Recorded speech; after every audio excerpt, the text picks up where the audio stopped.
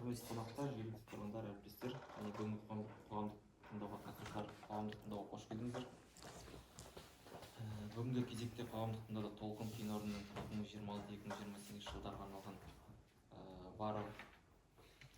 Вара Оперейтинг жауапкершілігі шектеулі серіктестігінің қоршаған ортаға ластаушы заттардың етілген шығындылары, эмиссиялары, нормативтік жобаларын жобасын, қалдықтарды басқару бағдарламаларын және рұқсат етілген төгінділер нормативтерін, экологиялық бақылау бағдарламаларын және қоршаған ортаны қорғау жөніндегі іс-шаралар жоспарын түзету талқылануға шақырылып отыр. Қоғамдық тыңдау Қазақстан Республикасының экология кодексінің 96 бабының және Қазақстан Республикасы экология, геология және табиғи ресурстар министрінің міндетін атқарушы 2021 жылғы 3 тамыздағы 286 қоғамдық тыңдауларды өткізу қағидаларын бекіту туралы бұйрығына сәйкес өткізіліп отыр. Қоғамдық тыңдаудың төрағасы ретінде мен Боранқол ауылы әкімінің аппараты, мемлекеттік мекемесінің бөлім басшысы Қазылов Маржан Нұрханұлы. Хатшы ретінде Рекорд Консалт жауапкершілігі серіктестігінің өкілі Сақтау Самал Махамбетовтің кандидатурасы ұсынылады. Қарсылықтарыңыз жоқ па? Онда бірауыздан сайланады. Аталған қоғамдық тыңдаулардың мақсаты Вара Оперейтинг жауапкершілігі шектеулі серіктестігінің жоғарыда көрсетілген жобаларын талқылау. Ендігі кезекте қоғамдық тыңдаудың регламентіне тоқталып өтсек, баяндама жасауға 10 минут, қосымша сөйлемдеушілерге 3-5 минут беріледі. Келісеміз ғой? Осы регламентпен келіссеңіздер, қоғамдық тыңдаудың күн тәртібі мен регламенті бірауыздан бекітіледі. Ұсыныс сұрақтарыңыз болса, негізгі баяндамашыны тыңдап болғаннан кейін талқылауға болады. Қоғамдық тыңдауды ашық деп жариялаймын. Күн тәртібіндегі мәселе бойынша сөзді баяндамашыға береміз. Қайырлы күн, құрметті қоғамдық тыңдауға қатысушылар. Сіздер назарларыңызға Толқын кен орны 2026-2028 жылдарға арналған Вара Оперейтинг жауапкершілігі шектеулі серіктестігінің үшін қоршаған ортаға ластаушы заттардың рұқсат етілген шығарындылар нормативтерінің жобасы, қалдықтарды басқару бағдарламасы, рұқсат етілген төгінділер нормативтері, экологиялық бақылау бағдарламалары және қоршаған ортаны қорғау жөніндегі іс-шаралардың жоспарын түзету тақырыбында баяндама ұсынады. Келесі слайдымызда осы кен орны туралы жалпы мәліметтер.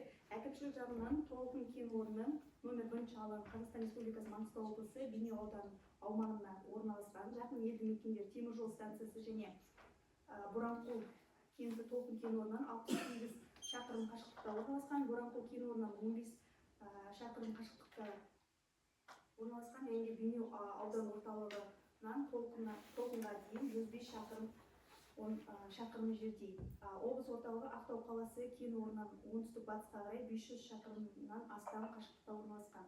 Ақтау қаласындағы Вара Оперейтинг жауапкершілігі шектеулі серіктестігі кәсіпорны Толқын кен орнында мұнай және газ конденсаты кен орындарын игеру, мұнай конденсатын және табиғи газ өндіру маманданған, газ бен конденсатты тауар жағдайына дейін дайындауды және тұтынушыға жөнелтуді жүзеге асырады. ТСБ Боранқол кен орны, оның ішінде Толқын кен орны дайындалған мұнайынан дайындалған мұнайды және УКПГ бір конденсатты қабылдау, сондай-ақ оларды тұтынушыға жіберу жүргізіледі. Дайындалған газды САЦ-1, САЦ-2 магистралдық газ құбырына жіберілетін болады. Келесі слайдымызда осы Толқын кен орнының орналасу картасы көрсетілген. Келесі слайдымызда технологиялық деректер. Мұнай ұңғымаларының өндірілетін өнімі түсу жүйелері бойынша ОС-қа жіберілетін болады. Онда екі фазалы көлденең мұнай газ сепараторына және газ фазаларына бөлінеді. Мұнай эмульсиясы өнім жинау үшін буферлік сыйымдылықтарға беріледі және онда мұнай ағынын түптілікті газсыздандыру процесі жүреді және одан әрі Боранқол кен орнының мұнай мен тауарлық сапаға дейін бірлесіп даярлау үшін Боранқолдағы ЦППН площадкасына кәсіпшілік аралық мұнай құбыры арқылы тасымалданатын болады. ЦППН-да бар тауарлық мұнай Толқын кен орны тауар шикізат базасына айдалады және Казтрансойл акционерлік қоғам магистральдық мұнай құбыры жүйесіне тапсырылатын болады. Номер 1 алаңда орналасқан объектілердің құрамына ЦДНГ, яғни мұнай және газ өндіру цехы, газ жинау пункті, отын газын дайындау блогы, ұңғымаларды игеру, орнату площадкасы, пайдалану ұңғымалары, түсу сызықтары кіретін болады. Және де УПН алаңы қуаты тәулігіне 150 мың метр куб компрессорлық станция кіреді, өнім құбырлары кіреді, толқын кен орнында кеміту учаскелері бар, ақтылы қалашық кіретін болады. Өнімді жинаудың технологиялық схемасы сәулелік схемаға негізделген. Түсу жүйелері бойынша әрбір газ конденсаты ұңғымадан өнім газ жинау пунктіне, мұнай ұңғымаларын игеру қондырғысына дейін тасымалданатын болады. Келесі слайдымызда толқын кен орны бойынша мұнай және ілеспе газ өндіру көрсеткіштері.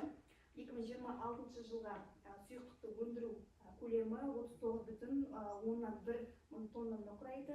2027 жылға 36,7 тоннаны құрайды. 2028 жылға 34,1 мың тоннаны құрайтын болады.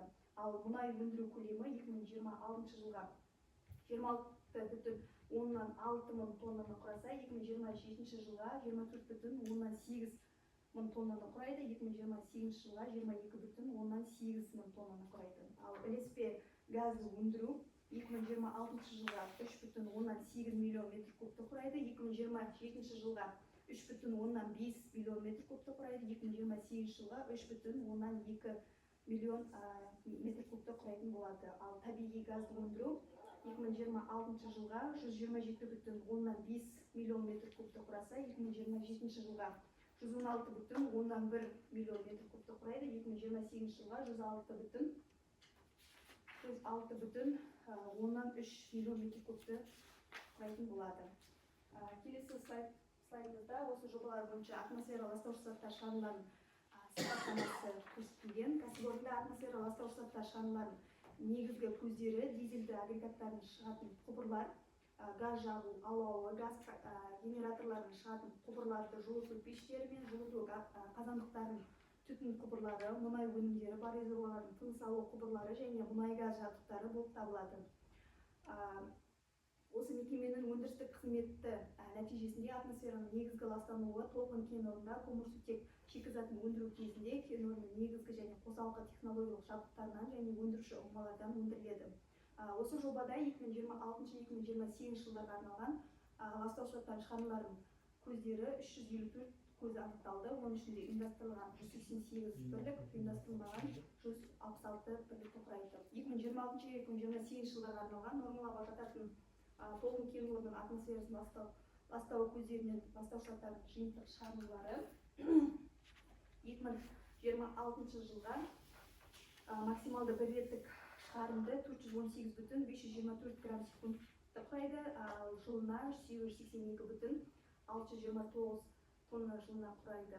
Ал 2027-2028 жылдарға максималды бір реттік шығарынды 405,091 грамм секундты құраса, жалпы шығарынды жылына 774,993 тонна жылына құрайтын болады. Келесі слайдымызда осы мекеме бойынша түзілетін қалдықтардың сипаттамасы. Барлық қалдықтар 2026-2028 жылдарға арналған лимиті 1373,672 тонна жылына құрайтын болады.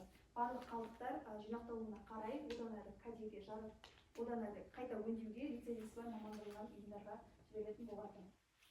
Келесі слайдымызда пайда болған ағынды сулардың сипаттамасы. Номер 1 шығарылым бойынша 2026-2028 жылдарға арналған ластаушы заттардың төгу нормативтері жылына 39,265 тонна жылына құрайтын болады.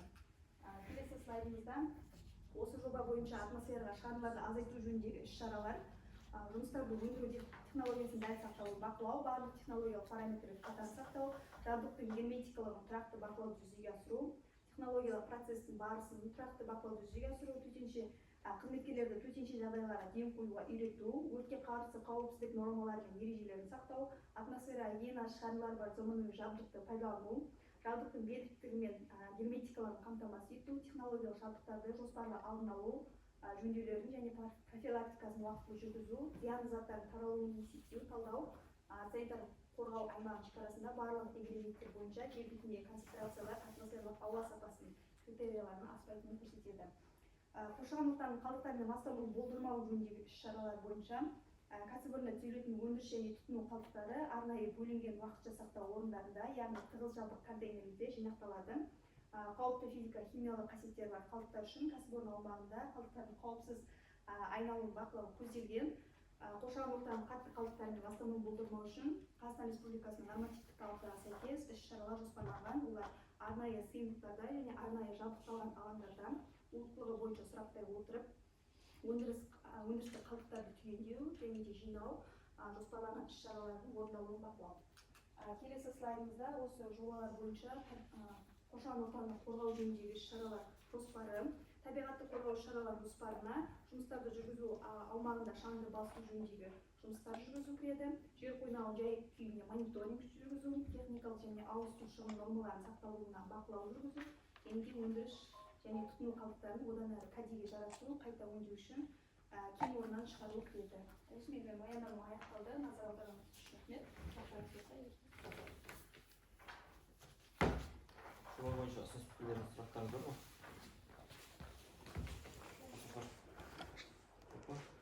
Сабина, сұрақ бар ма? Управление.